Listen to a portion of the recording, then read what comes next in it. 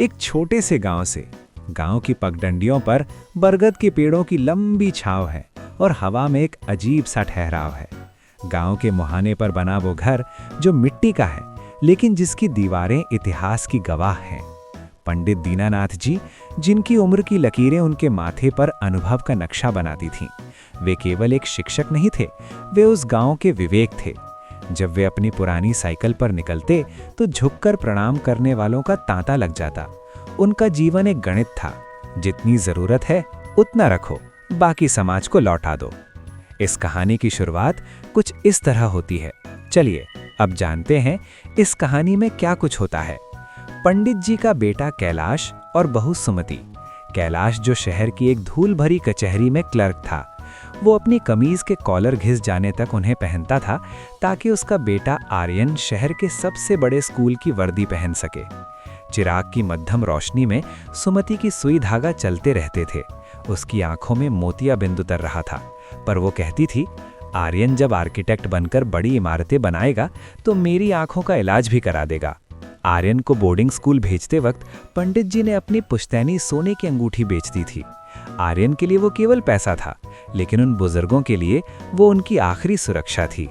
आर्यन शहर गया तो वहां की कांच की इमारतों ने उसकी आंखों को चौंधिया दिया। उसने देखा कि वहां लोग इंसान से नहीं, उसके जूतों और घड़ी से बात करते हैं। आर्यन प्रतिभावान था, उसने नक्शे बनाने शुरू किए। उसने ऊंची इमारतें तो खड़ी की, पर उन इमारतों के नीचे अपनी जड़ों को दफन कर दिया। जब माता पिता का एक्सीडेंट हुआ, आर्यन पहुंचा तो सही, पर उसकी आंखों में दुख से ज्यादा समय की बर्बादी का डर था। उसने अस्पताल के बिल तो भर दिए, पर मां का हाथ थामने का समय उसके पास नहीं था। पिता की मृत्यु के बाद जब पंडित जी ने कहा, बेटा घर आ जा, तो आर्यन का जवाब पत्थर की लकीर था। दादाजी, उस गांव की मिट्टी में सिवाय कीचड़ और गरीबी के कुछ नहीं है। मेरी दुनिया यहाँ कांच और कंक्रीट की है। अगले 10 साल आर्यन एक मशीन बन गया। उसकी कंपनी का टर्नओवर करोड़ों में था। उसने शहर के सबसे महंगे इलाके में एक पेंट हाउस खरीदा। पूरा घर रिमोट से चलता था, पर उस घर में किसी के हंसने की आवाज नहीं आती थी। उधर गांव में पंडित जी बूढ़े हो चुके थे। वे हर शाम मंदिर की सीढ़ियों पर बैठकर उस सड़क को देखते जिस पर कभी आर्यन की बस आती थी। गांव वाले कहते, पंडित जी पोते को बुला लीजिए। वे मुस्कुरा कर कहते, वो बड़ी इमारतें बना रहा है, उसे नींव की चिंता नहीं करनी चाहिए। और फिर एक रात वो दिया बुझ गया। आर्यन गांव पहुंचा। वो काला चश्मा लगाए अपनी महंगी गाड़ी से उतरा। गांव वाले रो रहे थे, पर आर्यन का दिमाग चल रहा था, इस जमीन की कीमत क्या होगी, यहाँ रिजॉर्ट बन सकता है। घर की सफाई करते वक्त उसे एक पुरानी ट्रंक यानी लोहे की पेटी मिली। उसमें पंडित जी की एक डायरी थी। पहले पन्ने पर लिखा था, आर्यन का पहला कदम। उसमें आर्यन के बचपन की हर छोटी जीत दर्ज थी। एक जगह लिखा था, आज आर्यन ने मिट्टी का घर बनाया और कहा कि दादाजी इसमें हम सब साथ रहेंगे। आज मेरा सीना गर्व से चौड़ा हो गया। डायरी के अंत में कैलाश यानी पिता का एक पुराना पत्र था, जो उसने अपनी मृत्यु से कुछ दिन पहले पंडित जी को लिखा था। पिताजी, आर्यन बहुत बड़ा आदमी बन गया है। उसकी इमारतें आसमान छू रही हैं, पर मुझे डर है कि वो जमीन भूल गया है। वो रिश्तों को स्क्वायर फीट में नापने लगा है। जब हम मरे तो उसे जायदाद मत दीजिएगा, उसे एहसास दीजिएगा। जब वसीयत पढ़ी गई तो आर्यन सन्न रह गया। पंडित जी ने वो बेशकीमती जमीन और घर आर्यन को नहीं, बल्कि गांव के उन अनाथ बच्चों के लिए सुमति कैलाश सदन बनाने के लिए दान कर दिया था। वसीयत के साथ एक नोट था, बेटा आर्यन, चमकती चीजों की कोई जड़ नहीं होती। इस घर की मिट्टी में तेरी माँ की ममता और तेरे पिता का पसीना है। तूने महल तो बना लिए, पर रहने के लिए घर खो दिया। अगर कभी तुझे लगे कि तू थक गया है तो इस मिट्टी में आकर बैठना। यहाँ तुझे तेरी पहचान मिलेगी, तेरी हैसियत नहीं। उस रात आर्यन उस पुराने मिट्टी के कमरे में अकेला सोया। न वहाँ एसी था, न मखमली बिस्तर, पर वहाँ उसकी माँ की सिलाई मशीन की आवाज थी। वहाँ दादाजी के मंत्रों की गूंज थी। उसे पहली बार अपनी करोड़ों की दौलत कागज के रद्दी जैसी लगी। वो उठा और उसने डायरी के आखिरी खाली पन्ने पर लिखा, असली आर्किटेक्चर वो नहीं जो ऊंची इमारतें बनाए, बल्कि वो है जो टूटे हुए रिश्तों को जोड़ सके। आज आर्यन बदल चुका है।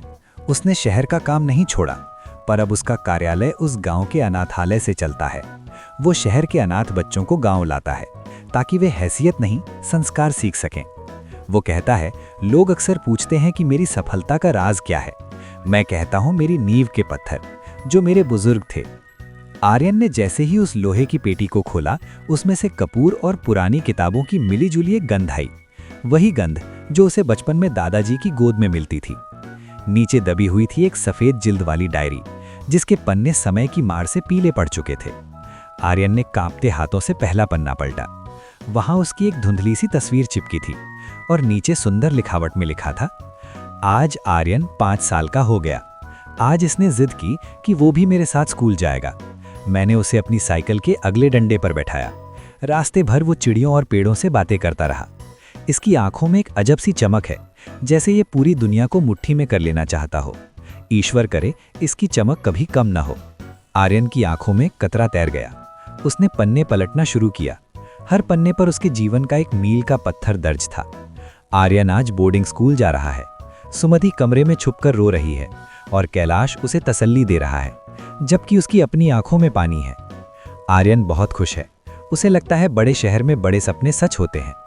काश उसे पता होता कि सपनों की कीमत अक्सर अपनों की दूरी होती है। जैसे जैसे डायरी आगे बढ़ी, शब्दों का लहजा बदलने लगा। 15 साल बाद आज आर्यन का फोन आया। बहुत संक्षिप्त बात हुई। उसने कहा कि वो बहुत व्यस्त है। उसे याद ही नहीं रहा कि आज कैलाश का जन्मदिन था। कैलाश ने पूरा दिन फोन हाथ में लेकर बिता दिया। शहर ने मेरे बच्चे को सफल तो बना दिया, पर शायद संवेदनशील बनाना भूल गया। डायरी के बिल्कुल अंत में एक लिफाफा रखा था, जिस पर लिखा था, मेरे पुत्र आर्यन के लिए जब मैं ना रहूं। ये पत्र उसके पिता कैलाश ने पंडित जी को दिया था कि वे इसे संभाल कर रखें। आर्यन ने कांपते हुए उसे पढ़ना शुरू किया। मेरे प्यारे बेटे आर्यन, जब तुम ये पढ़ रहे होगे तब शायद मैं मिट्टी बन चुका हूँगा। तुम्हें लगता होगा कि तुम्हारे पिता ने जीवन भर सिर्फ एक क्लर्क की नौकरी की, सादे कपड़े पहने और कुछ बड़ा नहीं किया।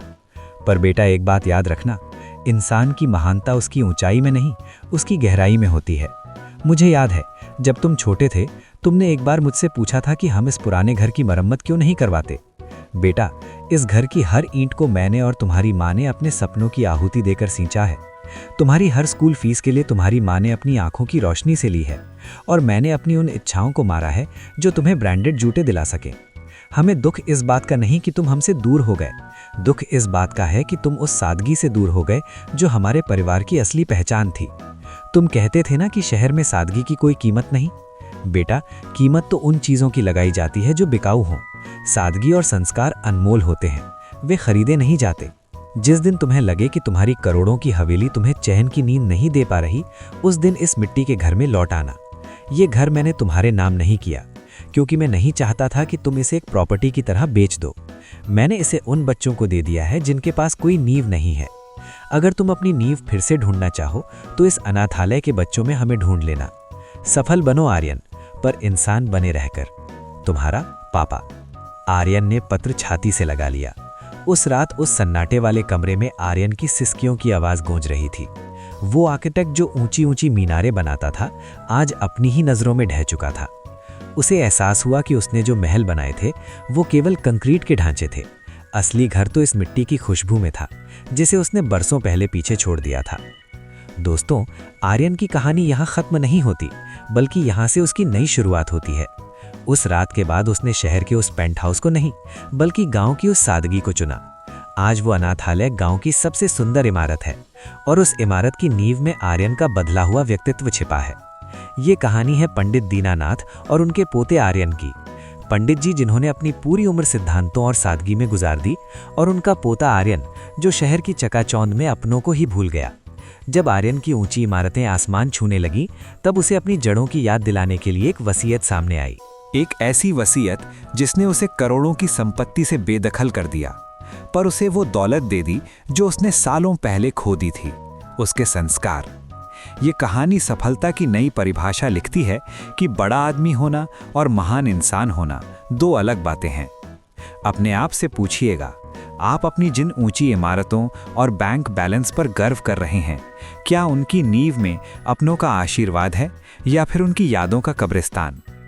कहीं ऐसा तो नहीं कि आपने महल बनाने की होड़ में उन लोगों को ही पीछे छोड़ दिया जिनके लिए आपने ये सब शुरू किया था? सोचिएगा ज़रूर, क्योंकि जब महफिल खत्म होती है तब तालियों से नहीं, आपके संस्कार याद किए जाते हैं। दोस्तों, ये कहानी आपको पसंद आई हो, आपके दिल के किसी कोने में जगह बनाने में सफल हुई हो, तो प्लीज़ इस वीडियो को लाइक और कमेंट करते हुए हमारे चैनल शोरगुल टाइम्स को सब्सक्राइब ज़रूर करें। अब अगली कहानी तक के लिए इजाज़त। आप स्वस्थ रहें, प्रसन्न रहें और हर दम मुस्कुराते रहें। नमस्कार, धन्यवाद।